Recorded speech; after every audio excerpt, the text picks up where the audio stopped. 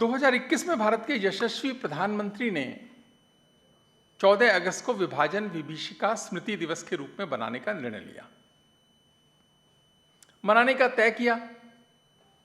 पर मेरे मन में एक प्रश्न आता है, आप सब में से बहुत सारे लोगों के मनों में प्रश्न आता होगा कि इसकी आवश्यकता ही क्या थी? ना मनाते तो क्या हो जाता है? इतने साल से नहीं मना रहे थे तो क्या हो गया था? तो इसकी आवश्यकता क्या थी? क्योंकि भारत में तो बहुत सारे लोग ऐसा मानते हैं कि जो बीत गई सो बात गई।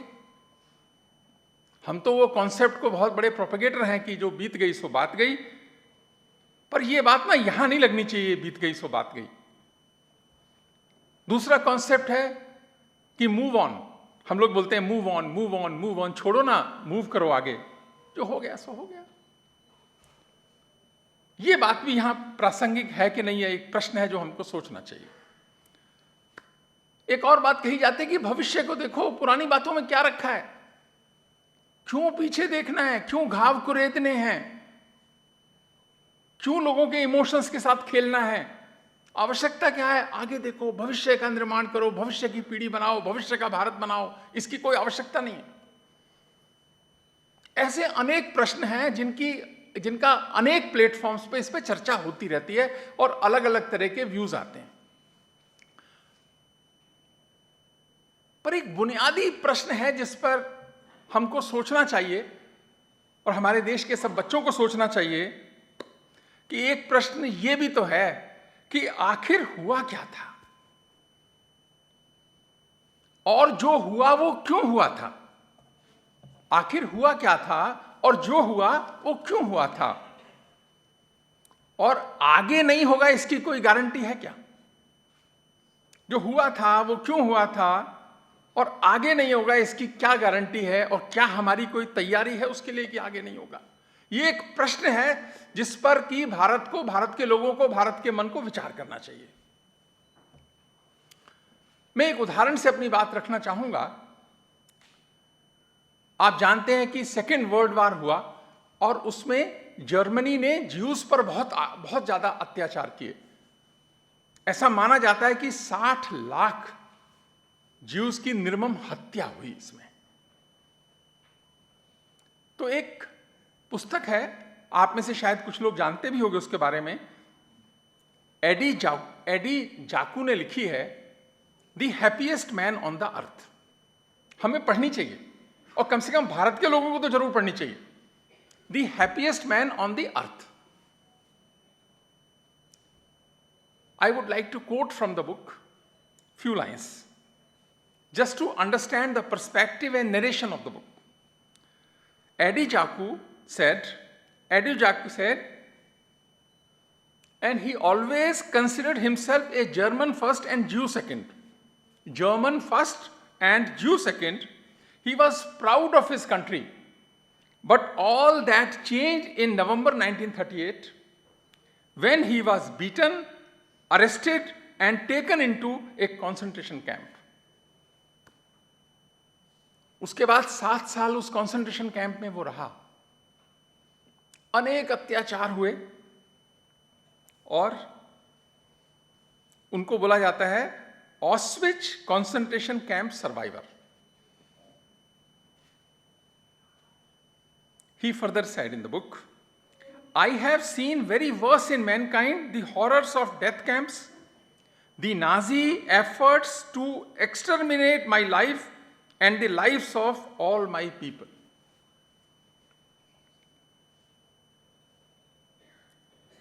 भाई खोया, बहन खोई, पिता खोए, माता खोई, न जाने उस जितने दोस्त थे वो भी गए, अकेला एक सर्वाइवर था।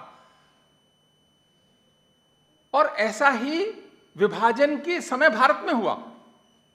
वहां 60 लाख लोग मारे गए, यहां कितने मारे गए मैं उस पर जरा बात बाद में करूंगा, लेकिन ऐसा हुआ।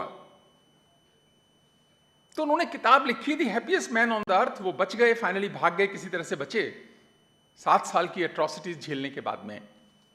एडी जाकू ऑस्ट्रेलिया में जाकर वो बसे। तो ये जो हॉलोकॉस्ट हुआ, ये एक पॉपुलर वर्ड है, हॉलोकॉस्ट इस्तेमाल होता है कि 60 lakh Jews were murdered by German state sponsored prosecution. आप सोच रहे होंगे कि मैं वहां से बात शुरू क्यों कर रहा हूं। क्योंकि इधर बाहर का उदाहरण देते हैं ना तो भारत के मन को जल्दी समझ में आता है। ये 75 साल में एक और देश का मन बना हुआ है कि बाहर का उदाहरण देते हैं तो जरा जल्दी समझ में आता है। उन्होंने कहा कि मेरे जीवन का एक ही उद्देश्य है कि मैं अपने बच्चों को यह भूलने नहीं दूंगा, वे अपने बच्चों को यह भूलने नहीं देंगे। हम और हमारी पीढ़ी भूल न जाए, इसके लिए काम करना ही मेरा जीवन है, यही मेरी कहानी है और यही मेरा जीवन जीने का सिद्धांत है। और आप में से बहुत सारे लोग जानते हैं कि ज्यूज ने इसको कि उनकी पीढ़ी भूल न जाए, इसके लिए फिल्म बनाई, डॉक्यूमेंट्रीज बनाई, लेक्चर्स दिए, डिबेट्स दी, इंटरव्यूज दिए और इन्होंने ही हजारों लेक्चर्स दिए पूरी जिंदगी के अंदर, मिस्टर जाकू ने। और 101 साल की उम्र में उनकी मृत्यु हुई।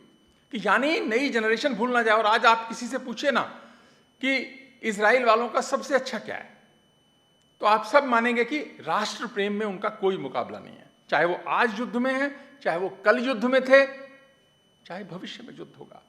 थोड़े से लोग हैं लेकिन राष्ट्र से प्रेम करते हैं और उस बात को भूलते नहीं है कि जो उनके साथ हुआ, इसलिए नहीं कि ये घाव की बात है, इसलिए कि दोबारा ना हो जाए। इसीलिए अपनी पीढ़ियों को, आने वाली पीढ़ियों को बताते जाना कि ऐसा हुआ था। पर भारत के लोग भूल गए पार्टीशन में मारे गए लोगों को। और केवल मारे गए लोगों की बात नहीं है, जो विस्थापित हुए उनके कष्टों को भी भूल गए भारत के लोग। बहुत सारे लोग, हिस्टोरियंस मानते हैं कि 2 लाख लोग मरे, कोई 20 लाख लोग मारते हैं, रेंज है 2 से 20 लाख, लेकिन ब्रिटिशर्स की जो ऑफिशियल है वो 2 लाख लोग की बात होती है कि 2 लाख लोग मारे गए। पर हैरानी देखिए कि कोई लिस्ट नहीं बनी, कोई इंक्वायरी नहीं हुई, किसी को कसूरवार ठहराया नहीं गया। इतनी बड़ी घटना हो गई संसार के अंदर, ऐसा कोई उदाहरण मिलेगा क्या? ज्यूज ने भी कसूरवार ठहराया कि ये लोग इसके कसूरवार थे। और आपको हैरानी होगी कि उन्होंने जो उसका एक्शन भी बाद में किया। यानी हमारे यहां इतना बड़ी घटना हुई, सारा देश आराम से भूल कर बैठ गया, न कोई लिस्ट बनी और करीब करीब 1.5 से 2 करोड़ लोग डिस्प्लेस भी हुए। हां, भारत के मन को थोड़ी सी ठेस लगी, कुछ कविताएं लिखी गई, कुछ फिल्म भी बनी, कुछ किताबें में लिखी गई, लेकिन जो फिल्म भी बनी ना, उसमें थोड़ा सा पार्टीशन दिखाया और उसके बाद वो प्रेम कहानी पे आ गई फिल्म। ठीक है, प्रेम कहानी इंपॉर्टेंट है, जब अपने बिछड़ते हैं तो एक, पर ये हुआ क्यों? क्या इस पर गंभीरता से कोई फिल्म बनी? सबने इस विषय को अवॉइड किया और उसको प्रेम कहानी तक सीमित किया और थोड़ा सा दिखाने के लिए इधर उधर थोड़ा डाला, थोड़ा फिल्म दिखाई, थोड़ी गाड़ी दिखाई, थोड़े लोग दिखाए। और भारत के लोगों को तो भूलने की आदत है, थोड़ी थोड़ी देर में भूल जाता है, तो भूल गया। आने वाली जनरेशंस को इसमें बताने का कोई सिस्टमैटिक प्रयास नहीं हुआ, न तो शिक्षा में हुआ, न समाज में हुआ, न सरकारों से हुआ। इसीलिए मैं भारत के यशस्वी प्रधानमंत्री का आभार व्यक्त करना चाहूंगा कि उन्होंने इस पर विचार किया और 14 अगस्त को विभाजन विभीषिका स्मृति दिवस बनाने का निर्णय हुआ। इसी कारण से आज हम यहां बैठे और बात कर रहे हैं सब्जेक्ट पे। इसी कारण से दिल्ली विश्वविद्यालय ने तय किया कि centre for independence and partition study बनाया जाए और कुछ लोग उसमें काम करें, धीरे धीरे बड़ा बनेगा, इस पर रिसर्च होगी, कुछ अच्छा करेंगे, ऐसा मानते हुए किया। मैं एक और बात बताना चाह रहा हूं, भारत के मन से संबंधित बात है ये। दिल्ली विश्वविद्यालय ने तय किया कि हम इकबाल को नहीं पढ़ाएंगे। जो दिल्ली विश्वविद्यालय से लोग हैं वो जानते हैं कि हमने इसको तय किया कि हम इकबाल को नहीं पढ़ाएंगे। पहले कई विभागों में इकबाल अलग अलग तरीके से, अलग अलग तरह से पढ़ाया जाता था। बहुत सारे लोग कह सकते हैं इसमें क्या बुराई है पढ़ाने में, लेकिन हमने तय किया कि इकबाल को नहीं पढ़ाएंगे। क्यों नहीं पढ़ाएंगे, मैं उस पर आता हूं। इकबाल 1877 में पैदा हुआ, 1904 में गवर्नमेंट कॉलेज लाहौर में थे, पहले बीए किया, फिर एमए किया, फिर वहां पर टीचर थे वो गवर्नमेंट कॉलेज लाहौर में, 27 साल के थे। तब उन्होंने एक गीत लिख दिया कि सारे जहां से अच्छा हिंदुस्तान हमारा, हम बुलबुलें हैं इसकी ये गुलसिता हमारा, मजहब नहीं सिखाता आपस में बैर रखना, हिंदी है हम वतन है हिंदुस्तान हमारा। ये सबको पता है ना, पूरे देश को पता है? जिनको पता है जरा हाथ खड़े करो। बहुत अच्छी बात है, सबको पता है। उसने लिखा पर माना नहीं, आपने माना। उसने लिखा जरूर पर इसको माना नहीं इकबाल ने कभी अपनी जिंदगी में। मैं उसको अल्लामा इकबाल नहीं बोल रहा हूं, मैं क्यों बोलूं उसको अल्लामा, लर्नेड मैन। 1905 में कैम्ब्रिज गए, 1909 में वापस आए और 1910 में तरानाए मिल्ली लिखा, एंथम ऑफ कम्युनिटी। कितने लोगों को पता है तरानाए मिल्ली? हाथ खड़े करो जरा। ये भारत का मन है, ये भारत की तैयारी है। तरानाए मिल्ली नहीं पता? वैसे मुझे भी नहीं पता था, थोड़े दिन पहले ही पता लगा। मैं आज विद्वान बन के कह तो रहा हूं, पता मुझे भी नहीं था, क्योंकि प्रयास ही नहीं हुआ शिक्षा के अंदर। आपका कसूर नहीं है, मुझे भी नहीं पता था क्या है वो तरानाए मिल्ली। 1910 में लिख दिया उस आदमी ने। चीन ओ अरब हमारा, हिंदुस्तान हमारा। चीन ओ अरब हमारा, हिंदुस्तान हमारा। मुस्लिम हैं हम, वतन है सारा जहां हमारा। सारा जहां हमारा। मुस्लिम हैं हम, वतन है सारा जहां हमारा। इकबाल कोई मरहम अपना नहीं जहां में, इकबाल कोई मरहम अपना नहीं जहां में। हम बुलबुले हैं इसकी, ये गुलसिता हमारा। ऐसा लिख दिया उसने 1910 में। भारत को नहीं पता, भारत के समाज को पता नहीं है, क्योंकि बताया नहीं क्या। ये समाज तो इतना सीधा और भोला है, इसको बता दिया। भगवान कृष्ण ने गीता में कहा, क्या कहा? अहिंसा परमो धर्म। ये मान के बैठ गया अहिंसा परमो धर्म। दूसरी बात नहीं बताई। उसके साथ वाली लाइन, अगली लाइन है धर्म हिंसा तथैव च, यानी अहिंसा परम धर्म है, ठीक है, लेकिन धर्म के लिए की गई हिंसा उससे भी बड़ा कर्म है। ये भारत के लोगों को नहीं बताया गया, और भारत मान के बैठ गया कि एक ही लाइन ठीक है अपने लिए। तो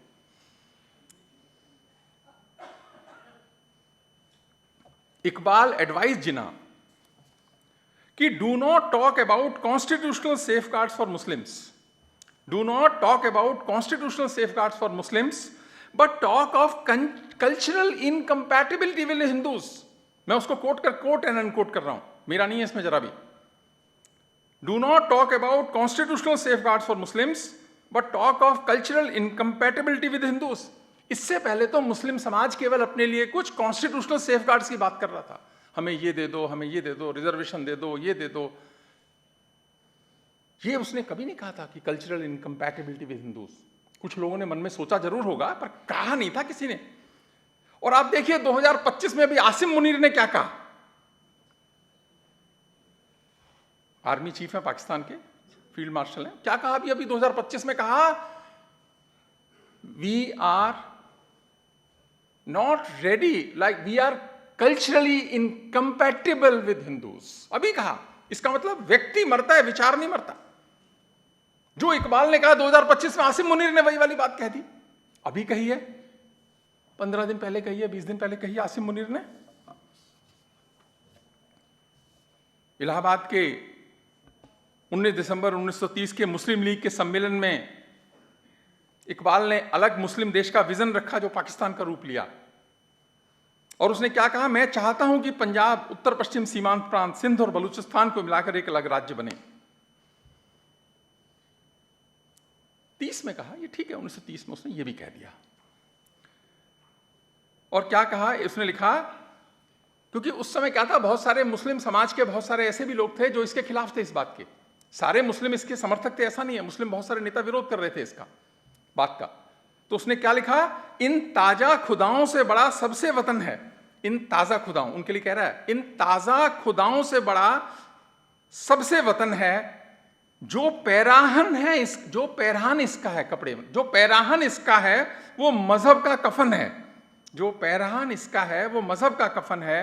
बाजू तेरी तौहीद की कुव्वत से कवि है, इस्लाम तेरा देश है, तू मुस्तफी है। ऐसा उसने कहा। और 1937 में क्या हुआ? 1935 के बाद इलेक्शंस हुए, हम सब जानते हैं। और आपको जानकर बहुत सारे लोगों को हैरानी होगी, जब मुस्लिम कॉन्स्टिट्यूएंसीज जो थी उसमें 485 मुस्लिम कॉन्स्टिट्यूएंसीज थी, जिसमें से केवल 108 पर मुस्लिम लीग चुनाव जीत के आई थी। 108 पे 485 मुस्लिम कॉन्स्टिट्यूएंसीज की बात कर रहा हूं मैं, बाकी कॉन्स्टिट्यूएंसीज की बात नहीं कर रहा। और ब्रिटिश प्रोविंसेस 11 में से 8 में कांग्रेस की सरकार बनी। यानी मुस्लिम लीग का इतना बड़ा कोई बहुत फॉलो बेस था ऐसा लगा नहीं। मोहम्मद अली जिन्ना, वक्त कम है बहुत, मोहम्मद अली जिन्ना बिल्कुल डिवेस्टेटेड, परेशान, ह्यूमिलेटेड फील कर रहे थे। और ये इकबाल आ गया बीच में फिर से। उसने क्या कहा, जिन्ना को कहा, work for a separate Muslim state in order to recapture the old Muslim glory in Hinduism in Hindustan, कि करो इस पे काम। यानी वो एडवाइजर बनकर करता रहा। मैं कहता हूं कि इसमें भी कोई खास बात नहीं है, करते ही हैं लोग जब अपना देश बनाते हैं। खास बात यह है कि उसको दिल्ली विश्वविद्यालय जैसे प्रतिष्ठित विश्वविद्यालय और अनेक भारत के विश्वविद्यालयों में पढ़ाया क्यों गया, और जब पढ़ाया गया, बड़ा बनाया गया, भारत को बुरा ही नहीं लगा और भारत के समाज को बुरा नहीं लगा, क्योंकि इस पे काम ही नहीं हुआ कभी। आपको बुरा क्यों नहीं लगा? 15 अगस्त और 26 जनवरी को आज भी भारतीय सेना सारे जहां से अच्छा हिंदुस्तान गाती है, बैंड बजता है देश में अभी भी, और हम एक दूसरे को संदेश भी भेजते हैं, सारे जहां से अच्छा हिंदुस्तान हमारा। अरे जिसने लिखा वो व्यक्ति कौन था, हमें देखने की आदत ही नहीं रही उसके पीछे। इतना इतना ठीक है, तो आपको वो दूसरा वाला क्यों नहीं याद है? ये भारत के मन की समस्या है। यही कारण बना पार्टीशन का। चिंता यह है कि दोबारा न हो, इसके लिए कोई व्यवस्थित प्रयास हमने किया क्या?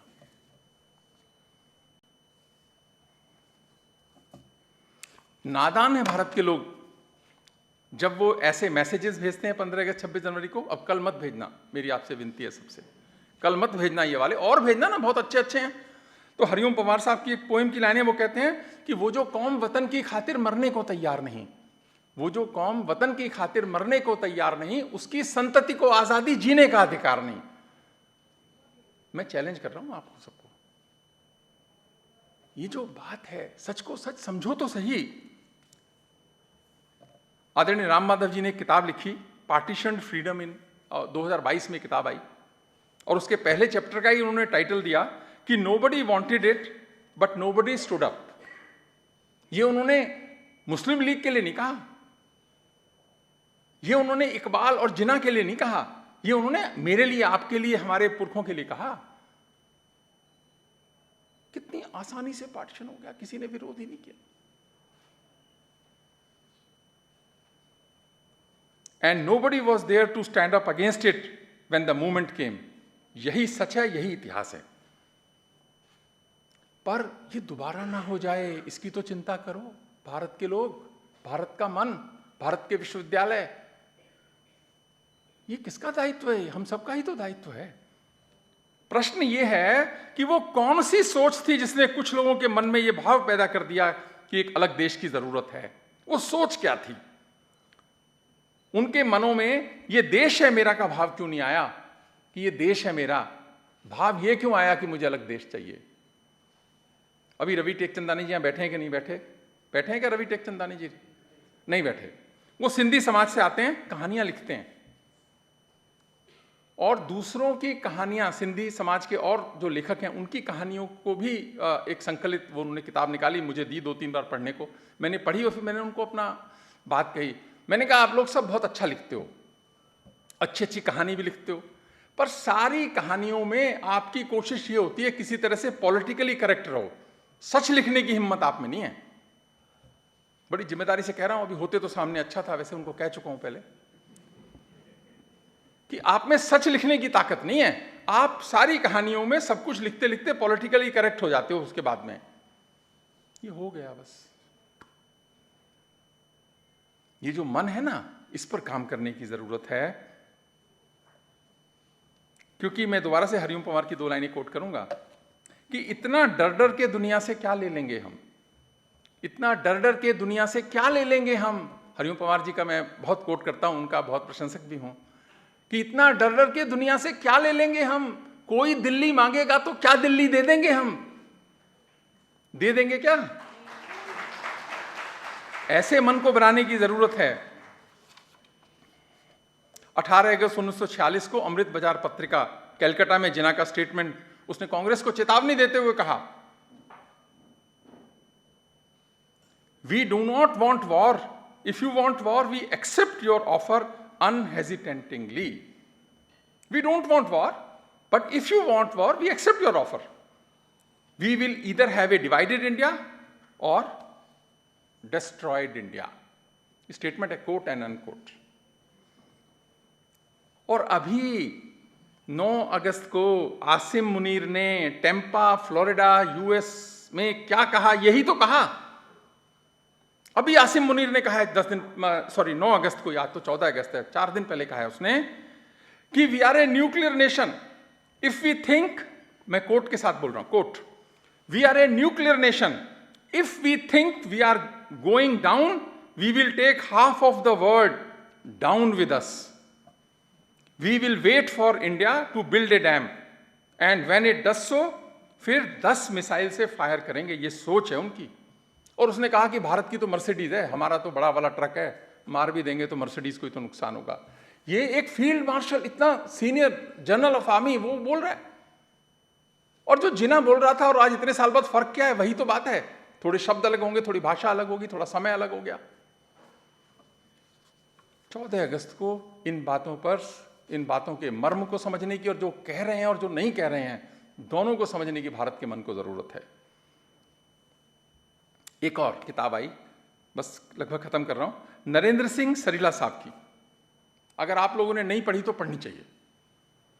किताब का टाइटल है the shadow of the great game, the untold story of India's partition by Narendra Singh Sarila. Narendra Singh Sarila जो हैं वो माउंटबेटन साहब के ओएसडी होते थे, उनके साथ रहे। अभी मैंने अभी किताब मुझे एक मित्र ने दी, सामने ही बैठे हैं, और मैंने पढ़ी वो किताब। 3 जून को 1947 को पार्टीशन अनाउंस्ड हुआ और एक ब्रिटिश लेबर पार्टी की एनुअल कॉन्फ्रेंस थी 1 वीक के बाद में, और Ernest Bevin British foreign secretary थे। उन्होंने क्या कहा? ये दूसरा एंगल है, अभी तो मैंने एक ही एंगल पे बात की थी, एक और एंगल हल्का सा डाल के बात खत्म कर रहा हूं। उन्होंने कहा कि division of India would help to consolidate Britain in the Middle East, we have no option but to do it. Division of India would help to consolidate Britain in the Middle East. कोई Russia का डर था, किसी का डर था, कोई कुछ कह रहा था। एक अनदर एंगल है इस सारी कहानी का। लॉर्ड वेवल वायसराय, देखो उस समय कौन था प्राइम मिनिस्टर, कौन था ब्रिटेन का? चर्चिल, जिस समय ज्यादा चल रहा। लास्ट में आए एटली साहब, लास्ट में आए, उनके कारण बहुत मदद भी हो गई उस समय। लेकिन उसने क्या कहा? लॉर्ड वेवल जो उस समय वायसराय थे भारत के, उन्होंने कहा कि Churchill, quote, Churchill hates India and everything to do with it. यानी जिसने तय करना है वो ऑफिशियल रिकॉर्ड्स पे कह रहा है कि I hate India, I hate Indians. Churchill also said, quote, I hate Indians, they are a beastly people with a beastly religion. क्रूर हैं हम लोग, क्रूरता भारत के रिलीजन में, ऐसा कहा।